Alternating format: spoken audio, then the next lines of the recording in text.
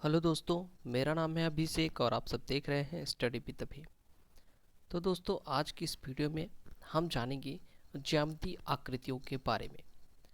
ज्यामितीय आकृतियाँ जैसे कि हम जानते हैं, इंग्लिश में जानते हैं सर्कल होता है, रेक्टेंगल होता है, स्क्वायर होता है, क्यूब होता है, क्यूबॉइड होता है। और हिंदी में जानते हैं कि जैसे वृत्त होता है, वर्ग होता है, आयत होता है, घन होता है, घनाभ होता है। तो इन सब के बारे में आज हम जानेंगे, जिससे आपको कोई भी आकृति देखकर आप बता सकते हैं कि वह आकृति कौन सी है। तो गाइस, वीडियो को स्टार्ट करते हैं। उससे पहले अगर आपने हमारे चैनल को सब्सक्राइब नहीं किया है तो सब्सक्राइब कर दीजिएगा और वीडियो को लाइक कर दीजिएगा। तो देखिए, सबसे पहली आकृति जो हमने आज यहाँ पे ली हुई है, सबसे पहली आकृति हमारी है वो है सर्कल। ठीक है, सर्कल का मतलब होता है वृत्त, एक गोल। जैसे हमने चूड़ी देखी होगी, तो चूड़ी को हम क्या कहते हैं, जैसे चूड़ी होती है, ठीक, इस तरीके से गोल, उसको हम कहते हैं वृत्त।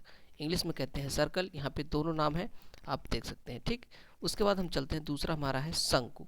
शंकु जानते हैं, जैसे आपने कभी आइसक्रीम खाई होगी, कुल्फ़ी, तो वो कुछ इस तरीके से बनी होती है ऐसे, तो उसको हम क्या कहते हैं, शंकु कहते हैं, या इसको कोन भी इंग्लिश में कहते हैं। जो जोकर की टोपी होती है वो कुछ इस आकार की होती है, इसे हम शंकु कहते हैं या फिर कोन कहते हैं।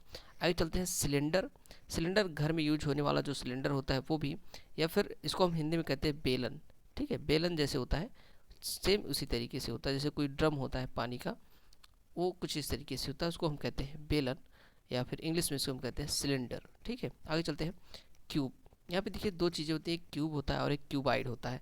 तो ध्यान से रखें, क्यूब जो होता है, क्या होते हैं, क्यूब में जो उसकी लंबाई होती है, जो उसकी चौड़ाई होती है, और साथ ही साथ जो उसकी ऊंचाई होती है, तीनों बराबर होते हैं। कि कोई भी ऐसी आकृति जिसमें लंबाई भी हो, चौड़ाई भी हो और ऊंचाई भी हो, लेकिन तीनों क्या हो, बराबर हो आपस में, लंबाई, चौड़ाई और ऊंचाई सभी बराबर होती हैं, उसे हम घन कहते हैं, या इंग्लिश में उसे कहते हैं क्यूब। ठीक है, और सेम इसके आगे होता है क्यूबाइड। ठीक है, उसको क्यूबाइड को भी हम बताएंगे।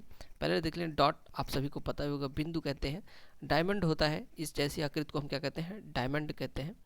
ठीक, त्रिवर्ग कहते हैं इसको।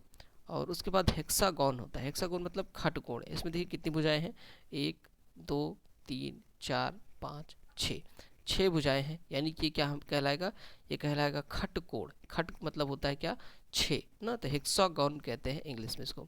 आगे चलते हैं, ये हर्ट है। 10वां चलते हैं, ये है लाइन। एक सीधी रेखा को हम क्या कहते हैं, लाइन। ठीक है, आगे चलते हैं 11 में ऑक्टागोन। यहाँ पे 8 भुजाएं होंगी, हम गिनते हैं, एक, दो, तीन, चार, पाँच, छः, सॉरी, तो फिर से गिनते हैं, 1 2 3 4 5 6 7 8। तो 8 भुजाएं हैं, इसलिए हम इसे कहते हैं अष्टभुज, या फिर इंग्लिश में कहते हैं ऑक्टागोन। ठीक है, आगे चलते हैं, ये होता है ओवल। ओवल मतलब ये होता है अंडा आकार। जैसे हमारी धरती किस आकार की है, अंडा आकार की है। ठीक, अंडा आपने देखा होगा, उसी तरीके से इसको कहते हैं ओवल। ठीक है, उसके बाद चलते हैं पेंटागन। पंचभुज कहते हैं, इसमें 5 भुजाएं होती हैं, 1 2 3 4 5। ठीक है, जिसमें 5 भुजाएं होती हैं, पंच पेंटागन कहते हैं। अब आते हैं क्वाड्रिलैटरल, चतुर्भुज। हमने चतुर्भुज सुना होगा। चतुर्भुज कई तरीके के होते हैं, आयत भी चतुर्भुज होता है, वर्ग भी चतुर्भुज होता है, लेकिन सभी चतुर्भुज को, चाहे वह समांतर चतुर्भुज हो, वह चाहे जिस तरीके का चतुर्भुज हो, सभी को हम कहते हैं क्वाड्रिलैटरल, यानी कि चतुर्भुज। ठीक है, जिसमें 4 भुजाएं होंगी। देखिए यहाँ पे 4 भुजाएं होंगी, 1 2 3 4। देखिए, जो भी 3 भुजाओं से मिलकर बंद हुई आकृति बनेगी उसको हम त्रिभुज कहते हैं। 2 भुजाओं से, सॉरी, 4 भुजाओं से जो मिलकर बनेगी उसको हम चतुर्भुज कहते हैं। जो 5 भुजाओं से मिलकर बनेगी उसको हम पंचभुज कहते हैं। जो 6 भुजाओं से मिलकर बनेगी उसको खटभुज कहते हैं। ठीक है, इसी तरीके से हम कहते हैं। रेक्टेंगल आ गया, ये देखिए आयत। आयत भी एक चतुर्भुज होता है, लेकिन आयत की खासियत क्या होती है, आयत की में जो होती क्या होती है, आयत में लंबाई और चौड़ाई होती है। ठीक है, यहाँ पे आप देख सकते हो, लंबाई है, इसको हम कहते हैं लेंथ, और इसकी चौड़ाई ये है ब्रेथ। ठीक है, लंबाई और चौड़ाई होती है, ये भी एक चतुर्भुज ही होता है, इसको इंग्लिश में कहते हैं रेक्टेंगल। अब आते हैं हम स्क्वायर। स्क्वायर में क्या होता है, देखिए आयत और वर्ग दोनों एक ही तरीके बनते हैं, वर्गाकार कहते हैं इसको, वर्ग कहते हैं। लेकिन इसमें क्या होता है, इसकी जो लंबाई और चौड़ाई होती है ये दोनों बराबर होती हैं, तो इसे हम क्या कहते हैं, स्क्वायर कहते हैं। ठीक है, वर्ग। आगे चलते हैं, सेमी सर्कल क्या होता है। देखिए सर्कल जैसे हम जानते हैं, और उसको अगर हम आधा काट देते हैं, ठीक है, तो हमारा सेमी सर्कल बन जाता है। ठीक है, स्फेयर। स्फेयर क्या होता है, स्फेयर मतलब होता है गोला। गोला मतलब जैसे आपने कोई गेंद देखी होगी, ठीक, उसको हम क्या कहते हैं, गोला। देखिए चूड़ी को हम वृत्त कहते हैं यानी कि सर्कल कहते हैं, और जो गेंद होती है उसको हम क्या कहते हैं, गोला यानी कि स्फीयर कहते हैं। ठीक, स्टार आप सभी जानते ही हैं।